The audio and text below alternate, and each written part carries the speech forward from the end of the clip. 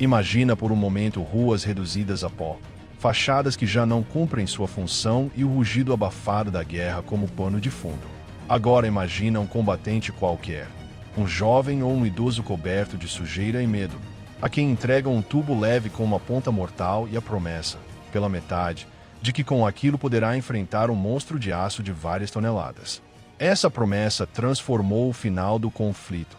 Uma arma barata, descartável e mortal que mudou para sempre o rosto dos combates urbanos e das emboscadas de curta distância.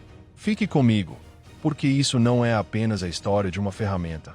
É a história de como a necessidade, a urgência e o desespero podem forjar invenções que, em poucas mãos, resultam tão letais quanto todo um parque blindado. Para entender por que surgiu essa solução, precisamos voltar à Frente Oriental. No começo dos anos 40, após a invasão da União Soviética, as forças alemãs acreditavam que seus carros leves e seus canhões antitanque de 37 mm seriam suficientes.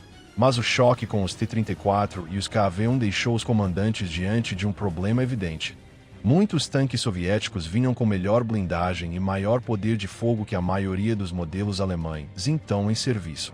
O que nos primeiros dias havia sido superioridade técnica foi rapidamente corroído por uma nova geração de blindados que tornava obsoleta a resposta antitanque padrão da Wehrmacht.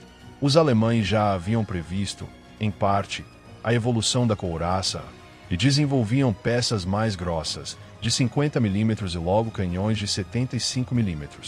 Mas a realidade industrial e logística foi implacável.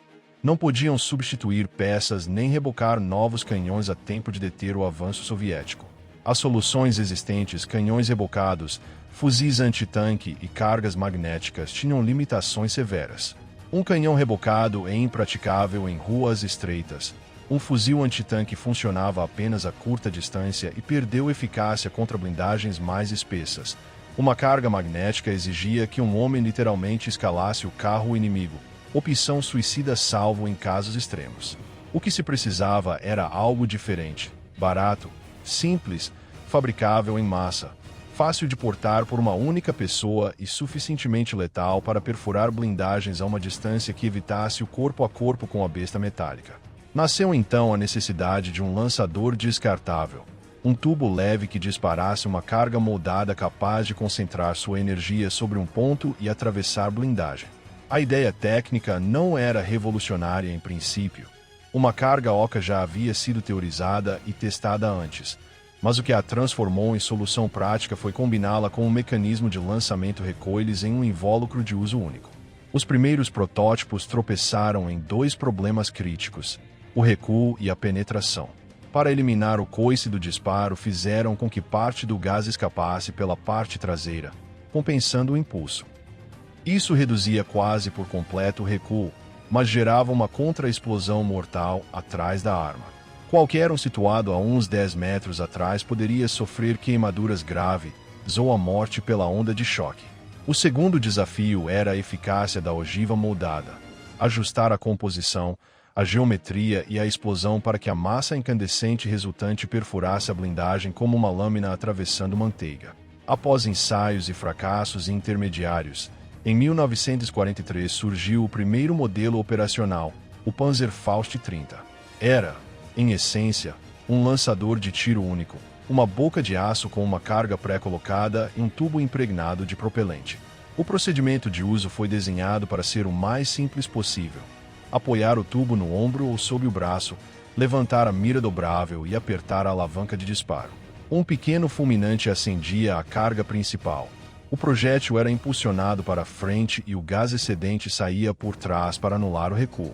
O preço a pagar era a violenta torrente de calor e gases que saíam na direção oposta ao disparo. Um perigo real para qualquer companheiro atrás do atirador e um motivo para colocar advertências grandes no tubo. Disparar de recintos fechados era extremamente perigoso, salvo em situações desesperadas. A ogiva, por sua vez, era um explosivo de carga moldada. Ao impactar, a explosão dirigia sua energia em um núcleo de alta temperatura que perfurava entre 140 e 200 mm de blindagem, conforme o modelo. Para o início de 1943, aquele rendimento era assombroso. A maioria dos carros aliados, se atingidos nos flancos ou na retaguarda, ficava fora de combate. O grande inconveniente estava no alcance. A arma era, sobretudo, um instrumento de curtíssima distância. Na prática, oferecia uma janela tática real de apenas 30 metros.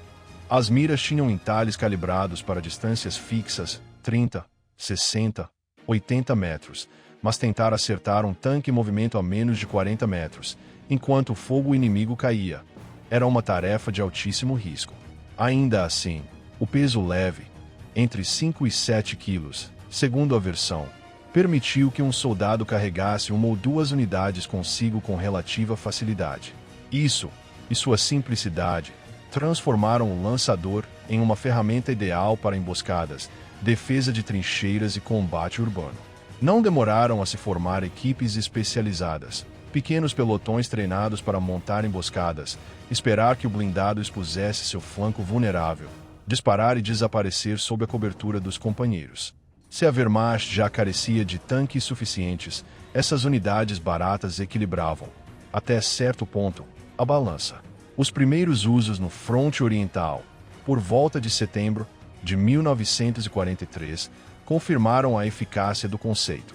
As brigadas soviéticas, acostumadas a avançar com tanques em massa, começaram a sofrer perdas notáveis.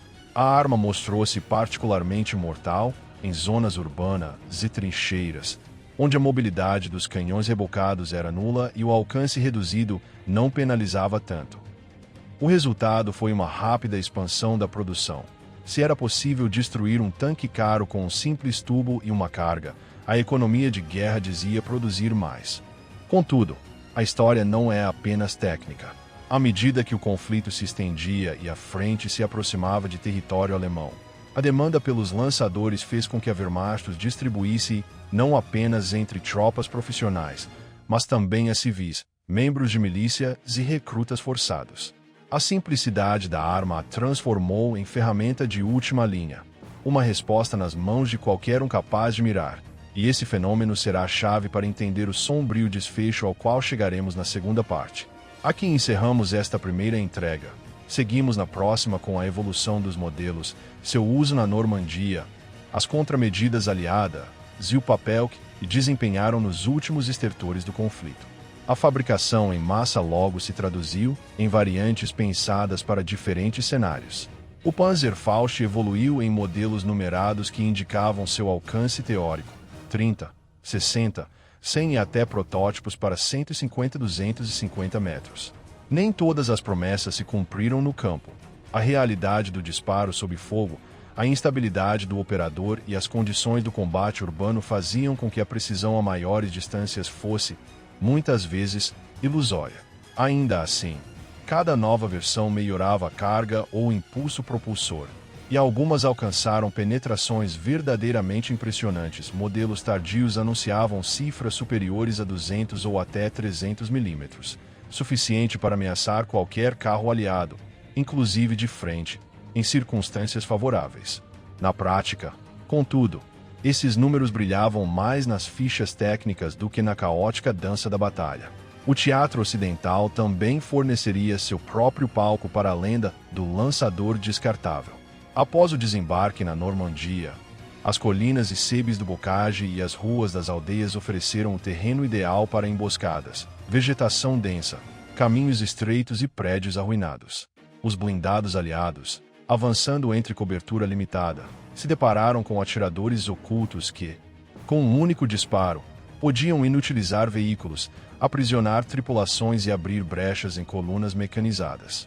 Relatórios posteriores ao dia D atribuíram a essas armas uma parte significativa das baixas de blindados, talvez não a maioria absoluta, mas um número suficiente para obrigar a repensar táticas e proteções.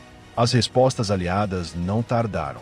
Para mitigar a ameaça, adotaram-se medidas improvisadas e sofisticadas ao mesmo tempo, desde a adição de elementos que detonassem a carga prematuramente, tecnologias rústicas como correntes, telas e placas extras, até o emprego de infantaria de acompanhamento que avançasse no mesmo ritmo dos tanques para limpar flancos e telhados. Em muitos casos, a improvisação funcionava. Em outros, As soluções eram insuficientes contra uma explosão bem colocada.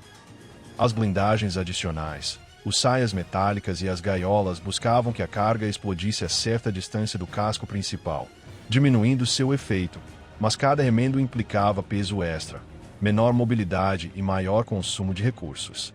Enquanto isso, a indústria alemã não se satisfez com um único conceito. Paralelamente ao Panzerfaust, surgiram lançadores reutilizáveis mais complexos como o Panzerschreck, inspirado no bazooka americano, que ofereciam melhor alcance e precisão, ao custo de maior preço e da necessidade de equipe. O Panzerschreck exigia equipamento e treinamento. O Panzerfaust era fabricado como artigo de consumo, barato, rápido e pronto para ser entregue a qualquer unidade ou miliciano. Essa diferença definiu seu destino, um como arma especializada, outro como instrumento de massa. À medida que a guerra se aproximava do território alemão, o equilíbrio moral e estratégico de seu uso tomou um rumo sombrio.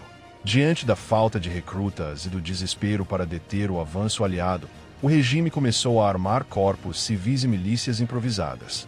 O Volksturm, a milícia popular composta por idades e condições diversas, recebeu o Panzerfaust em quantidades que chocavam por sua simplicidade. Crianças, idosos e homens sem formação militar foram colocados na mesma linha de fogo que soldados veteranos. A intenção era clara: criar uma última trincheira humana. Mas o resultado foi trágico. Pessoas sem treinamento nem experiência, com armas que exigiam sangue frio e técnica para serem usadas de forma eficaz, sofreram baixas massivas. Muitos conseguiram, ocasionalmente, inutilizar veículos aliados. Muito mais morreram tentando fazê-lo. Esse uso massivo e desesperado transformou a arma em algo além de uma ferramenta. Converteu-se em símbolo do declínio. O que começou como resposta técnica a um déficit tático terminou sendo uma medida política e social que mostrou até que ponto a máquina de guerra havia exaurido sua própria sociedade. Em alguns setores, os Panzerfaust se tornaram rituais de resistência. Em outros, testemunhos do custo humano de uma guerra perdida. Quando as fábricas começaram a cair e o Reich se desmoronou, alguns projetos avançados que prometiam transformar o lançador em algo mais próximo de um RPG moderno ficaram inacabados. Protótipos de lançadores recarregáveis, com mecanismos elétricos e melhor ergonomia, nunca alcançaram a escala necessária para influenciar o conflito. No entanto, a lição técnica já estava dada. A ideia de um lançador portátil, letal e barato, não desapareceria com a guerra.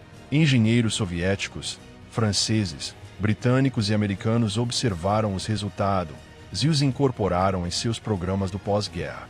O RPG-2 soviético, por exemplo, herdou muitos princípios táticos e conceituais, e décadas depois sua família derivada dominaria inúmeros conflitos assimétricos. Olhando para trás, a história do Panzerfaust é uma mistura amarga de engenho e ruína. Por um lado, resolveu um problema imediato: dar à infantaria a possibilidade de enfrentar tanques muito mais caros e complexos. Por outro, sua difusão massiva e seu uso nos últimos, desesperados capítulos do conflito revelam a dureza de uma guerra que havia exaurido recursos e vidas em proporções devastadoras. Foi letal, foi eficiente e, tristemente, foi usado às vezes nas mãos de quem não estava preparado para seu poder. Finalmente, seu legado técnico e moral sobreviveu à guerra. O conceito de uma carga moldada em uma plataforma portátil transformou a guerra do pós-guerra e os conflitos locais. Facilitou o surgimento de armas que, em mãos não estatais, mudariam a dinâmica do combate assimétrico. No plano humano, a imagem do tubinho entregue a um adolescente ou a um idoso é uma das estampas mais cruas do declínio de um regime que, em sua tentativa de resistir a qualquer custo, acabou usando sua própria população como último recurso. Assim termina a história do lançador que, mais que uma arma, foi um espelho de seu tempo, engenho moldado pela necessidade, tecnologia guiada pelo desespero, e uma lição que ecoaria durante décadas nos campos de batalha do mundo moderno.